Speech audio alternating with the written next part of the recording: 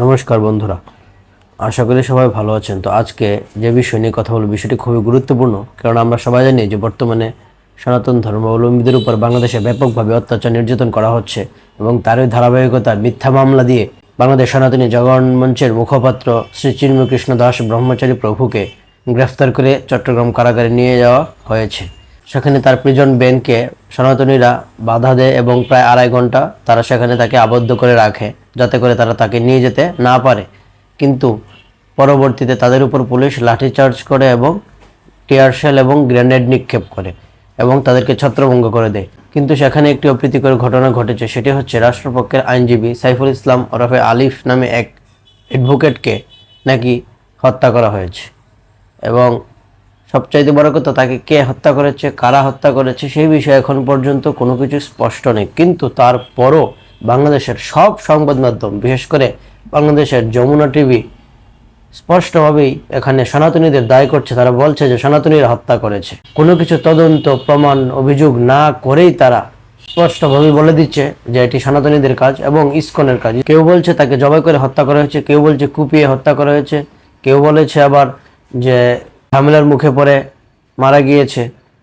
তো বিভিন্ন ধরনের কথা আসছে, কিন্তু কথা হচ্ছে বাংলাদেশ সনাতনী জাগরণ মঞ্চ এই বিষয়ে তাদের বার্তা স্পষ্ট করেছে। তারা তাদের এক বার্তায় বলেছে, আইনজীবী সাইফুল ইসলাম হত্যার সঙ্গে সনাতনী কেউ জড়িত নয়। একটি গোষ্ঠী পরিকল্পিতভাবে হত্যাকাণ্ড ঘটিয়ে সনাতনীদের উপর দোষ চাপানোর চেষ্টা করছে। বাংলাদেশ সম্মিলিত সনাতনী জাগরণ জোটের মুখপাত্রকে চট্টগ্রাম আদালতে নিয়ে আসা হয়।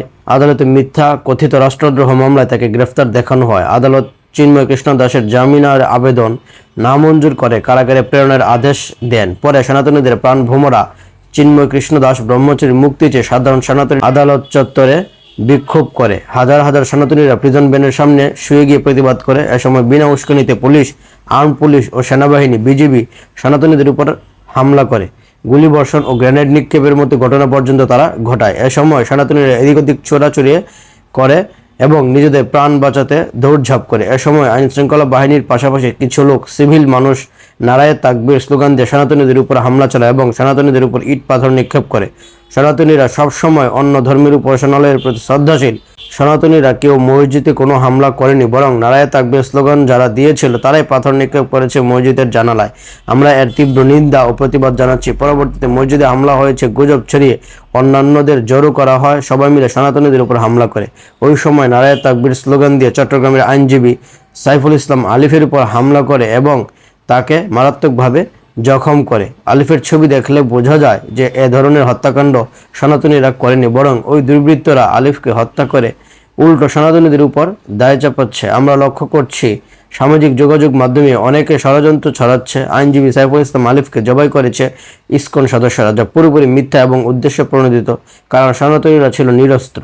তাহলে আলিফকে পরিকল্পিতভাবে কে হত্যা করলো তা খুঁজে বের করা উচিত। আমরা এই হত্যাকাণ্ডের তীব্র নিন্দা ও প্রতিবাদ জানাচ্ছি এবং দোষীদের গ্রেফতারের দাবি করছি। আমরা দেখছি আদালত চত্বর থেকে বের হয়ে পুলিশের সঙ্গে সাদা পোশাকধারী নারায়ে তাকবীর স্লোগান দিয়ে সেবক কলোনিতে আগুন দেয়। এছাড়া ফিরিঙ্গি বাজারের রোডে লোকনাথ মন্দিরে হামলা চালায়। শুধু তাই নয়, গঙ্গাবাড়ি, পাথরঘাটা সহ বিভিন্ন এলাকায় দফায় দফায় হামলা করে। পথে লাল সুতো পরা কোনো সনাতনীকে দেখলে তারা তাকে মারধর এবং সনাতনীদের দোকানে হামলা করে। আমরা অবিলম্বে চিন্ময় কৃষ্ণ দাস ব্রহ্মচারীর নিঃশর্ত মুক্তি চাই। আজকের ঘটনার বিচার বিভাগীয় তদন্ত কমিটি গঠনের দাবি করছে। আন্তর্জাতিক সংস্থা যেমন জাতিসংঘ সহ অন্যান্য মানবাধিকার সংস্থা সমন্বয়ে তদন্ত করলে প্রকৃত ঘটনা বেরিয়ে আসবে। আমরা 8 দফা আন্দোলন চলমান থাকবে। মিথ্যা মামলা ও হয়রানি করে সনাতনীদের দমন যাবে না। চিন্ময় প্রভু বলেছেন তিনি জেলে থাকলেও যেন এই আন্দোলন বন্ধ না হয়, তাই সবাই নিজ নিজ অবস্থান থেকে প্রস্তুত হন। আমরা শান্তিপূর্ণভাবে কর্মসূচিতে বিশ্বাসী এবং দেশের স্থিতিশীলতা রক্ষায় অঙ্গীকারবদ্ধ। তো বন্ধুরা, আপনারা দেখতেই পেলেন যে বাংলাদেশ সম্মিলিত সনাতনী জাগরণ জোট তারা তাদের মন্তব্য ক্লিয়ার করেছে এবং তারা বলছে যে তারা এই কাজের সঙ্গে কোনোভাবেই জড়িত নয় এবং সনাতনী কেউ এই কাজের সঙ্গে জড়িত নয়। কিন্তু বাংলাদেশের তথাকথিত হলুদ মিডিয়া, বিশেষ করে যমুনা টিভি, সময় টিভি, এই সমস্ত কিছু হলুদ মিডিয়া সনাতনীদের তথা ইসকনের বিরুদ্ধে খেপিয়ে বাংলাদেশে একটি সাম্প্রদায়িক দাঙ্গা সৃষ্টির চেষ্টা চালাচ্ছে এবং এটি খুবই দুঃখজনক। তো আমি আশা করব আপনার বিষয়গুলো মনোযোগ দিয়ে শুনবেন এবং সতর্ক সাবধানে থাকবেন, কাউকে উস্কানি দেবেন না। তো আজকে এই পর্যন্তই, কথা হবে পরবর্তী এপিসোডে। সেই পর্যন্ত ভালো থাকুন। ধন্যবাদ সবাইকে। নমস্কার। ওম শাম।